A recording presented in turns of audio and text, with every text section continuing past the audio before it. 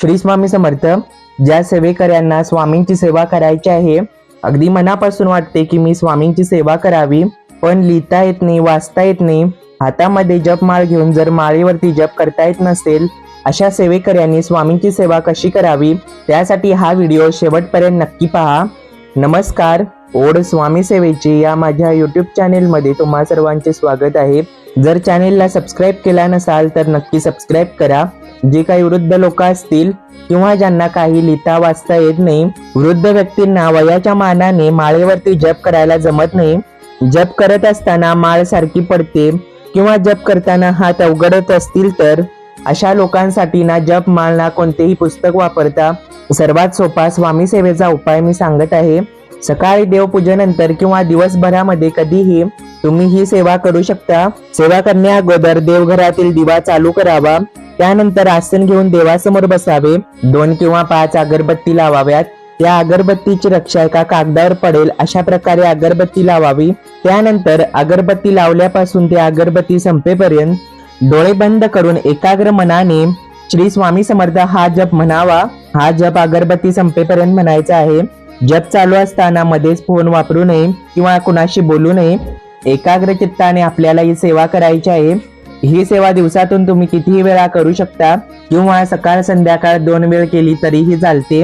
अगदी शांत मन करून, एकाग्र मन करून, मनात कोणतेही विचार न आणता श्री स्वामी समर्थ हा दिव्य मंत्र म्हणावा. प्रत्यक्ष श्री स्वामी समर्थ महाराज आपल्या समोर बसले आहेत अशी कल्पना करावी.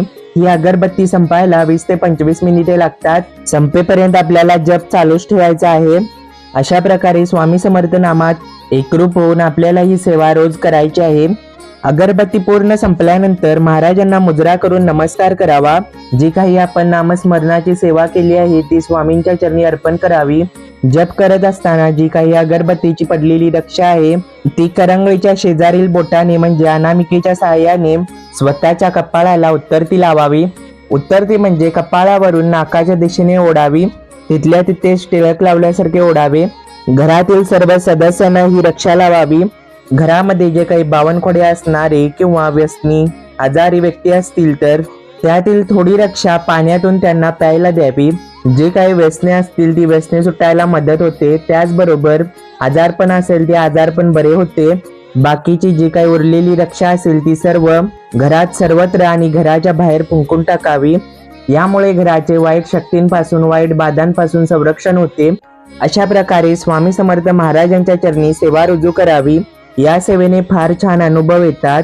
मन प्रसन्न होते. घरात चांगले वातावरण निर्माण होते. जप म्हणत असताना जास्त ओरडू नये. स्वतःला ऐकू येईल इतक्या आवाजातच म्हणावा. ही सेवा करत असताना मांसाहार केला तर चालेल काय?